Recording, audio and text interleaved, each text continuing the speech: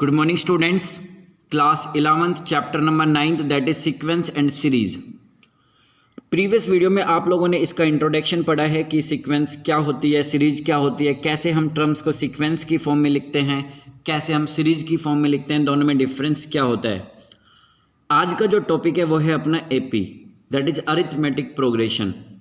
आपने इस चैप्टर को 10th क्लास में भी पढ़ा है कि एपी क्या होती है, तो थोड़ा सा एडवांस पढ़ेंगे हम क्लास 11th के अंदर। सबसे पहले बात करते हैं एपी के बारे में।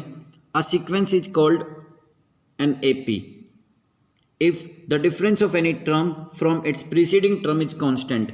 एक ऐसी सीक्वेंस, चाहे वो फाइनाइट हो चाहे वो इनफाइनाइट हो, उसे आप एपी तब ही कहोगे जब टर्म्स के बीच का जो कॉमन डिफरेंस होगा वो कांस्टेंट होगा। कॉमन डिफरेंस का मतलब यहाँ पे है सेकंड टर्म में से आपको जैसे फर्स्ट टर्म को घटाना होगा या थर्ड में से आपको सेकंड टर्म को घटाना होगा, मतलब कोई भी टर्म में से उसकी प्रीसीडिंग टर्म को आपको माइनस करना होगा। यदि वो डिफरेंस आपका कांस्टेंट आता है तब ही आप उसे एपी कहोगे। क्लियर है? The constant is usually denoted by D. कौन सा कांस्टेंट? जो आप डिफरेंस कैलकुलेट कर रहे हो, जो कांस्टेंट है उन टर्म्स के बीच में, उसे आप डी कहोगे and that is called the common difference. If the sequence a1 a2 a3 an are in AP, यदि आपकी कोई भी सीक्वेंस जो टर्म्स है उनके बीच में, देखिए पहली बात तो सीक्वेंस और सीरीज का मैं एक फिर मतलब बता देता हूँ। सीक्वेंस वो होते हैं जब टर्म्स के बीच में हम कॉमे लगाते हैं। यदि कोई भी सीक्वेंस एपी की फॉर्म में है तो आप उसे सीरीज में अगर लिखना चाहोगे तो आप उनके बीच में पॉजिटिव साइन लगाओगे, जैसे a1 plus a2 plus a3 up to dash dash dash an तक। That is called the arithmetic series. ये आपके पास जो सीक्वेंस ली गई है इसमें जब हमने पॉजिटिव साइन को लगाया तो ये आपकी अरिथमेटिक सीरीज बन गई। क्लियर है? नेक्स्ट है general term of an AP, कि किसी भी एपी के अंदर हम जनरल टर्म को कैसे फाइंड आउट करते हैं। Let a be the first term and d be the common difference of an AP, then the AP is.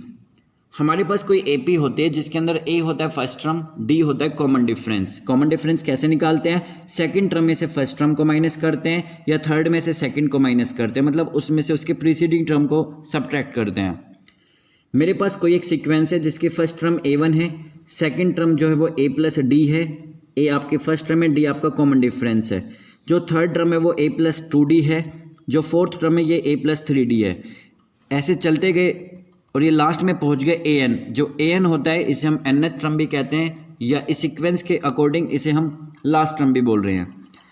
इस an का फॉर्मूला होता है a plus n minus 1 into D, जहाँ पर a फर्स्ट टर्म होता है, n नंबर ऑफ टर्म्स होता है, डी आपका कॉमन डिफरेंस होता है। तो जनरल टर्म क्या हुई किसी भी एपी की, जिसे आप कहोगे an is equal to a plus n minus 1 into d. याद रखना a आपका फर्स्ट टर्म है, n जो है वो नंबर ऑफ टर्म्स है और डी आपका कॉमन डिफरेंस है। क्लियर है? देखिए एक और चीज़, जैसे ये इनके बीच में नंबर ऑफ टर्म्स है, बहुत सारी नंबर ऑफ टर्म्स है क्योंकि काउंटेबल नहीं है। आपसे कोई जनरली पूछ लिया जाए कि इसकी सोल्वी टर्म कौन सी होगी, या आपके पास कोई सीक्वेंस है जिसकी सोल्वी टर्म कैसे फाइंड आउट करोगे, तो आप इस जनरल टर्म के अंदर n की जगह पर 16 पुट कर सकते हो और सोल्वी टर्म निकाल सकते हो। जो आपकी 16 टर्म है उसे आप फाइंड आउट कर सकते हो। आपसे जनरली क्वेश्चन पूछ लिया गया इस सीक्वेंस के अंदर बताइए 20th टर्म कौन सी होगी, तो आप n की जगह 20 रख सकते हो। क्लियर है? कैसे रख सकते हो आइए देखिए। आपके पास जनरल टर्म का जो फॉर्मूला होता है वो होता है a plus n minus 1 into D. आपसे पूछ लिया गया 15 टर्म कौन सी होगी, a को a रहने दीजिए, n की जगह पे यदि आप 15 रखते हो तो 15 में से एक सब्ट्रैक्ट करते हो तो आपके पास डायरेक्ट 14 आता है, इंटू में d सेम 13th है। यदि आपसे पूछ लिया जाए 100 टर्म कौन सी होगी, तो आप बता सकते हो a प्लस में 99d। याद रखना एक यहाँ पे कम आती है, अगर ये 100 है तो यहाँ पे 99 आती है।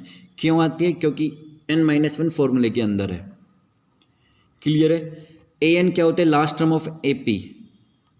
an is equal to l। l का मतलब भी लास्ट टर्म ऑफ एपी होता है, an का भी लास्ट टर्म होता है और an को हम nth टर्म भी कहते हैं यदि नंबर ऑफ टर्म्स n है। That is equal to a plus n minus 1d। Clear है? इसे आप जनरल टर्म भी कहते हो। मैं आपको फिर बता देता हूँ, a आपकी फर्स्ट टर्म होती है, n आपकी नंबर ऑफ टर्म्स होती है, d आपका कॉमन डिफरेंस होता है। क्लियर है? अब काफ़ी बार ऐसा क्वेश्चन में होता है, जैसे इसकी अगर मैं बात करूं जो हमने जनरल टर्म पढ़ी है कि 100वीं टर्म बताइए, या आप 13वीं टर्म बताइए, या 50th टर्म बताइए, या 50th टर्म बताइए, तो आप डायरेक्टली पुट कर सकते हो।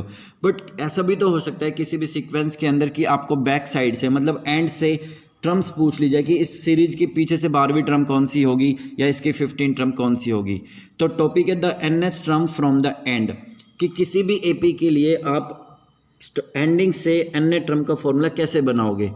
अगेन आपके पास कोई भी एक सीक्वेंस दी है ए प्लस डी, ए प्लस 2d, ए प्लस 3d, जिसकी लास्ट टर्म को हम ले लेते हैं या तो l ले लेते हैं या nth टर्म बोल देते हैं। यदि मुझे इसके पीछे से मान लीजिए कोई टर्म को फाइंड आउट करना है तो मैं कैसे फाइंड आउट करूँगा। The nth term from the end that will B l। देखिए जब आप कोई भी टर्म पीछे से फाइंड आउट करोगे तो जो आपकी लास्ट टर्म है उसे आप as a first term consider करके करोगे। इट मीन्स आप इसे फर्स्ट टर्म बोलोगे, तो फॉर्मूला होगा l plus n minus 1 into में d। जो यहाँ पे आप d लेते हो फॉर्मूले के अंदर, जैसे यहाँ पे लिखा गया d, तो यहाँ पर आपको माइनस d करना होगा। क्यों करना होगा? क्योंकि आप एंडिंग से जब कोई भी टर्म निकालोगे तो आप यहाँ पे माइनस d करोगे। चलिए एक एग्जाम्पल करते हैं। Find the 14 term from the starting and ending if the sequence of an AP आपके सामने दी गई है। इस एपी के अंदर आपको 14 टर्म स्टार्टिंग से भी बतानी है और एंडिंग से भी बतानी है। आप लोगों ने ए एन का फॉर्मूला पढ़ा है, that is equal to a plus में n माइनस 1 इंटू में डी। क्लियर है? यदि आपसे 14 टर्म पूछ ली जाए स्टार्टिंग से तो आप करते क्या हो? आप डायरेक्ट पुट कर देते हो ए की जगह पे 3, क्योंकि फर्स्ट टर्म आपकी 3 है, n की जगह 14 माइनस 1 इंटू में डी आपका 6 में से 3 को माइनस करोगे तो आपके पास आएगा 3 प्लस 14 में से एक सब्ट्रैक्ट करोगे तो आएगा 13 इंटू में 3 करोगे तो 39। तो आपके पास 14 टर्म आ गई 42, क्योंकि 3 में अगर आप 39 को ऐड करोगे तो आएगा 42। क्लियर है? लेकिन यदि आपसे एंड से पूछ ली जाए 40 टर्म फ्रॉम द एंड तो कैसे करोगे? फॉर्मूला क्या बताया था मैंने? L प्लस, देखिए फॉर्मूला क्या है, L plus n minus 1 into में माइनस डी। L क्या होते हैं? Last term. आपकी जो लास्ट टर्म है वो 99 है, तो आप पहले लिखोगे 99 प्लस 14 माइनस 1 इंटू में कॉमन डिफरेंस। कॉमन डिफरेंस इसका 3 था, तो आप यहाँ पे कंसिडर करोगे -3। 99 प्लस 14 में से एक माइनस करोगे तो 13 इंटू में -3। 99 माइनस 13 की 3 से मल्टीप्लाई करोगे तो आएगा 39 और ये हो गया 60। तो इसकी 14 टर्म जो है वो एंड से दैट विल बी 60। क्लियर है? नेक्स्ट टॉपिक है sum of n terms of an AP, कि किसी भी एपी के अंदर जो नंबर ऑफ टर्म्स होती है या जहां तक भी हमें सम निकालना होता है वो हम कैसे फाइंड आउट करते हैं। Sn that is equal to n/2 bracket start 2a plus n minus 1 into d and number of terms a is the first term, d is the common difference. Suppose करो आपके पास S5 है, तो इसका मतलब ये होता है 5 टर्म तक का सम। ऐसा नहीं कि कोई भी 5 हो सकती है। S5 का मतलब होता है पहली 5 टर्म का sum, like A1 plus A2 plus A3 plus A4 plus A5। Suppose करो आपके पास S7 है, इसका मतलब होता है 7 टर्म तक का सम। कौन सी 7? पहले से लेकर 7 तक। सपोज करो आपके पास S10 है, तो पहली स्टार्टिंग है 10 टर्म का sum. Sn that is equal to n/2 a plus l। देखिए एक फॉर्मूला Sn का ये भी होता है और ये वाला भी होता है। इसको आप कब अप्लाई कर सकते हो? जब आपके पास फर्स्ट टर्म और लास्ट टर्म का पता हो, नंबर ऑफ टर्म्स का पता हो, तो आप डायरेक्ट भी सम निकाल सकते हो, where n is the number of terms, a is the first term, l is the last term. Clear है? तो ये बात होगी nth टर्म की, Sn की, कि आप nth टर्म कैसे फाइंड आउट करोगे, सम कैसे फाइंड आउट करोगे। क्लियर है? तो आइए स्टार्ट करते हैं बहुत छोटे से और बेसिक्स क्वेश्चन के साथ। चलिए पहला क्वेश्चन देखते हैं। क्वेश्चन है आपका, find the first term and the common difference. किसी भी एपी के अंदर आपको पहली टर्म और कॉमन डिफरेंस का नहीं पता, वो आपको फाइंड आउट करनी है। If the fourth term of an AP, देखिए क्वेश्चन क्या है, if the fourth term of an AP is equal to 3 times its first term. पहली जो केसीज है, पहली जो स्टेटमेंट है वो क्या है कि fourth term of an AP की जो फोर्थ टर्म है that is equal to 3 times, मतलब 3 गुना इट्स फर्स्ट टर्म, ये हो गया 3a1। क्लियर है? एंड 7 टर्म मतलब a7 exceeds twice the third term by 1, third term by 1, और वो भी कितने times? 2 times. Twice the third term plus 1, क्योंकि एक्सीड्स हो रही है, बढ़ रही है। कौन सी टर्म? 7 टर्म बढ़ रही है। क्लियर है। देखिए A4 का मतलब होता है A प्लस में 3D that is equal to 3A, क्योंकि A1 और A की बात है, A1 को फर्स्ट टर्म बोले और फर्स्ट टर्म हम A कंसिडर करके चल रहे हैं। A7 क्या होता है A प्लस में 6D that is equal to 2A plus में 2D प्लस 1। सोल्व करते हैं, फर्स्ट टर्म और कॉमन डिफरेंस निकालते हैं, क्योंकि क्वेश्चन में हमें पूछा ही कॉमन डिफरेंस और फर्स्ट टर्म के बारे में है। यहां से 3D की वैल्यू आ गई 2A, क्लियर है, और D की वैल्यू आ गई 2A अपॉन 3। 2A कहां से आया, क्योंकि 3A में से एक A को माइनस किया। इसे D की वैल्यू को यहां डालते हैं और A निकालते हैं। A प्लस में 6D, what is D, that is 2A by 3 is equal to 2 times A plus 2 again D की value 2A by 3 plus 1। Clear है। चलिए 3 को 6 पे काटेंगे 2 टाइम्स, ये हो गया 2 की 2 से मल्टीप्लाई पे 4A plus A that is 5A that is equal to 2 times A plus में 4A अपॉन में 3 plus 1 5A that is equal to 3 की 1 से मल्टीप्लाई पे 3 प्लस में 4 हो गया 7A अपॉन में 3 प्लस 1। क्लियर है। 5A is equal to 14A upon में 3 प्लस 1। इसको इधर लेके आते हैं, ये हो गया 5A माइनस 14A अपॉन में 3 इज इक्वल टू 1। इसके इससे मल्टीप्लाई करेंगे तो 15 माइनस 14 करेंगे तो 1, ये हो गया A by 3 is equal to 1। और A की क्या वैल्यू निकल के आ गई क्रॉस मल्टीप्लाई के बाद, दैट इज 3। तो आपके पास फर्स्ट टर्म क्या निकल के आ गई 3। लेकिन आपको कॉमन डिफरेंस और निकालना है। इस A की वैल्यू 3 को यहाँ डाल लेते हैं, तो आपके पास D क्या बना 2 इंटू 3 अपॉन में 3, 3 से आपका 3 खत्म और कॉमन डिफरेंस क्या निकल के आया 2।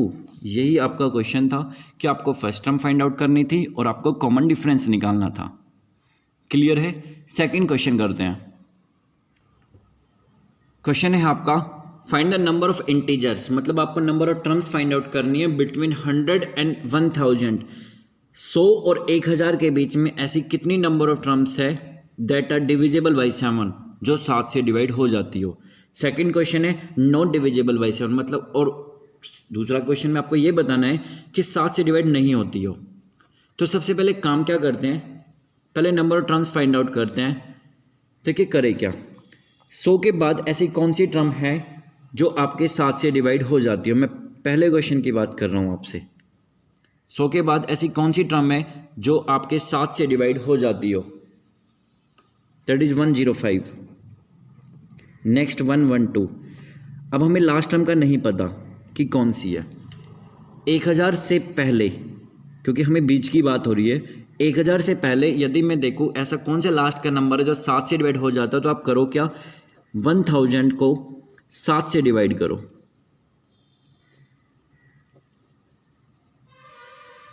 क्लियर है। जो भी आया हमें कोई मतलब नहीं है, हमें मतलब किस चीज़ से है, इनके रिमाइंडर से मतलब है।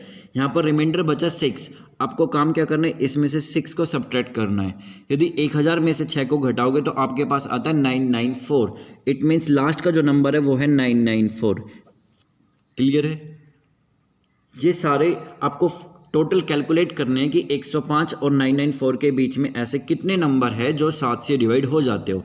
तो नंबर ऑफ टर्म्स निकालने का फॉर्मूला क्या पड़ा, अभी हमने बताया आपको कि जो an होता है वो क्या होता है, a plus n minus 1 into D.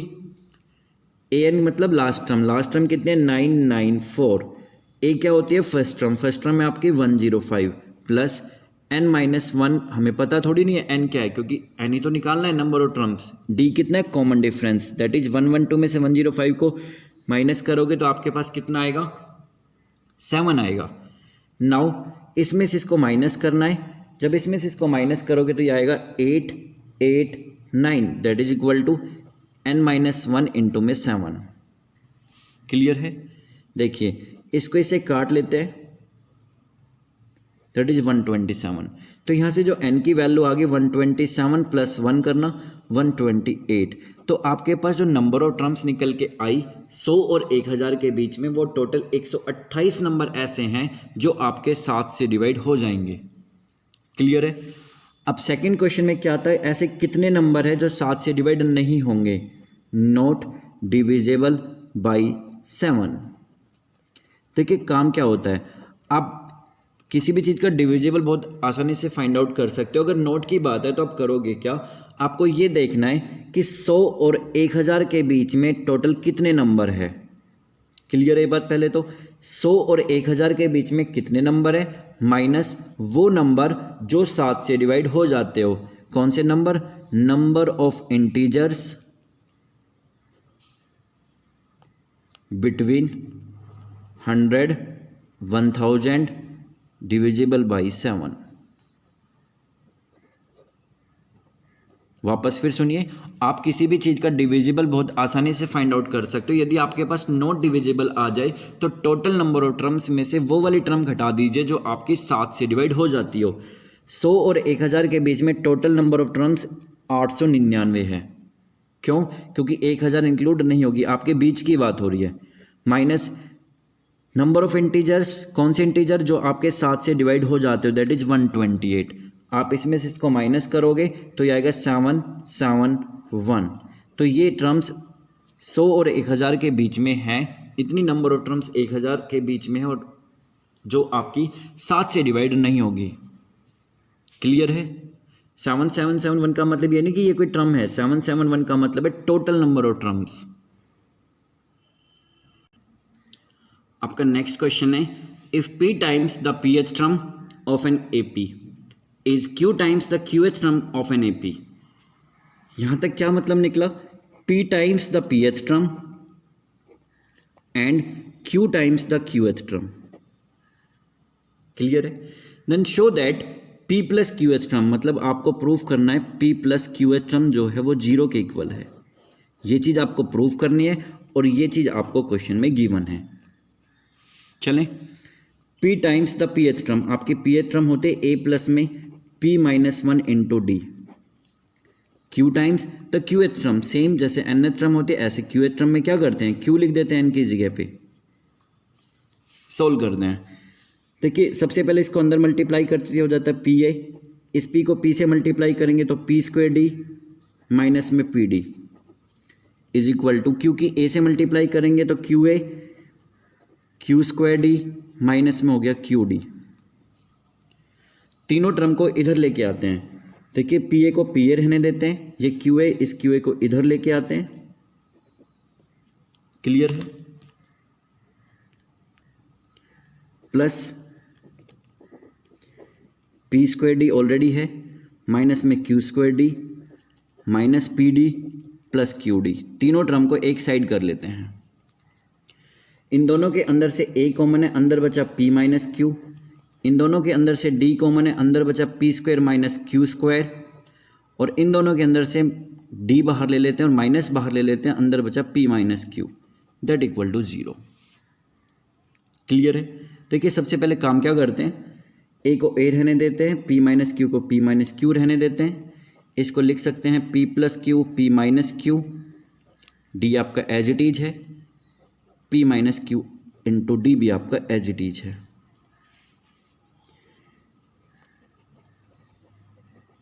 Now a as it is, p minus q आपका एज इट इज, प्लस इन दोनों के अंदर से काम क्या करते हैं, p माइनस क्यू बाहर ले लेते हैं, क्योंकि यहाँ पे भी यहाँ पे भी और d यहाँ पे भी d यहाँ पे भी है, और d भी बाहर ले लेते हैं। क्या बचा इधर, तो p प्लस क्यू बचा, यहाँ पे पूरा का पूरा बाहर जा चुका है, यहाँ पे बचा 1 इक्वल टू 0। ध्यान से देखिए मैंने काम क्या किया, p माइनस क्यू इसमें भी था इसमें भी, तो मैंने कॉमन निकाला। d आपका यहाँ पे भी है, d आपका यहाँ पे भी है, तो दोनों से d आपने बाहर निकाला। क्लियर है। अब फिर देखिए p माइनस क्यू यहाँ पे भी, p माइनस क्यू यहाँ पे भी है, तो ये तो बाहर निकल गया। अंदर क्या बचा, a plus p plus Q minus 1 into में कॉमन डिफरेंस इक्वल टू 0। ठीक है। अब ये एज अ फैक्टर फॉर्म आ गई, या तो ये 0 के इक्वल है या ये 0 के इक्वल है। p तो q के 0 इक्वल नहीं हो सकता, क्योंकि क्वेश्चन की स्टेटमेंट ऐसी थी कि p times the pth term. Okay, it means a plus into में d दैट इक्वल टू 0। आप इसको ऐसा भी तो लिख सकते हो, a plus ath term of p plus q। समझ गए। क्योंकि जैसे आप n टर्म क्या लिखते हो, a plus n minus one into d, ऐसी वही चीज़ आप ध्यान से देखिए, a प्लस कोई भी टर्म आपके पास यहाँ p प्लस क्यू था तो ये p प्लस क्यू इकट्ठी है कोई भी चीज़, माइनस वन इंटू में कॉमन डिफरेंस, यही आपको प्रूफ करनी थी। क्लियर है? नेक्स्ट क्वेश्चन है, आपके पास कोई सीरीज दी गई है जिसके अंदर लास्ट टर्म का नहीं पता, मतलब वो अननोन है, और टोटल उस सीरीज का जो सम है वो 590 है। हमें नंबर ऑफ टर्म्स का भी नहीं पता, हमें लास्ट टर्म का भी नहीं पता। आपको फर्स्ट टर्म पता है, सम पता है एंड कॉमन डिफरेंस पता है। क्लियर है? फॉर्मूला कैसे अप्लाई करते हो एस एन का, that is n by 2a plus में n माइनस वन इंटू में कॉमन डिफरेंस करते हो। इसी तरीके से वही चीज़ यहाँ पे अप्लाई करनी है। कैसे? n बाई 2, लेकिन आपकी जो नंबर ऑफ टर्म्स है वो हमें पता नहीं है इस क्वेश्चन के अंदर। क्लियर है? क्योंकि यही चीज़ तो हमें फाइंड आउट करनी है। ये तो x है, मतलब ये तो एक तरीके से लास्ट टर्म है, मतलब ये तो an है एक तरीके से। तो n by 2 bracket start 2 into में 1 को 1 ले लेते क्योंकि फर्स्ट टर्म 1 है, इंटू में number of terms minus 1 into में common difference, that is equal to 590। Clear है? आपकी जो x है वो लास्ट टर्म है, ना कि आपकी जो x है वो नंबर ऑफ टर्म्स है। नंबर ऑफ टर्म्स तो पता ही नहीं है, तभी तो मैंने यहाँ पे n लिखा है। थोड़ा सोल्व करते हैं। n by 2 bracket start, this is 2 plus में 3n माइनस में 3 इक्वल टू 590। क्लियर है? n by 2 bracket start 3n minus 1 that is equal to 590।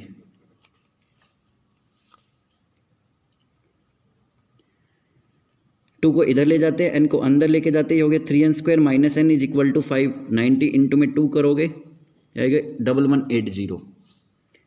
3n square minus n minus 1180 equal to 0। ये एक क्वाड्रेटिक इक्वेशन है कि जिसके factor बने 20 हो गया ना direct. n minus 20 3n plus में 59। क्लियर है? आगे चले। यहाँ से n की वैल्यू निकल गई, एक तो 20 और एक निकल गई माइनस 59/3। ये तो पॉसिबल नहीं है क्योंकि n आपकी नंबर ऑफ टर्म्स होती है, मतलब एज अ नेचुरल नंबर की फॉर्म में होती है। हमें ये पता लग गया कि इसके अंदर नंबर ऑफ टर्म्स जो है वो 20 है। क्लियर है? आपका जो x था वो लास्ट टर्म था, ये भी क्लियर है। मतलब जो x था वो क्या था, a प्लस में n माइनस 1 इंटू में कॉमन डिफरेंस। x को x रहने दीजिए, a आपकी 3 है, सॉरी a आपका 1 है, कॉमन डिफरेंस आपका 3 है, नंबर ऑफ टर्म्स 20 है। 1 प्लस ये हो गया 19 इंटू में 3 किया 57 प्लस 1 करोगे तो कितना आएगा 58। स्टूडेंट, आज की जो वीडियो थी इसमें जस्ट एक तरीके का इंट्रोडक्शन था एपी का। वैसे आप लोगों ने एपी को 10th क्लास में और अच्छे से पढ़ा हुआ है, मैंने सिर्फ आपको बेसिक्स क्वेश्चन कराए हैं। अभी जो इसके एडवांस क्वेश्चन है वो आपको नेक्स्ट वीडियो में मिलेंगे। एएम क्या होता है, सम के और भी क्वेश्चंस मिलेंगे।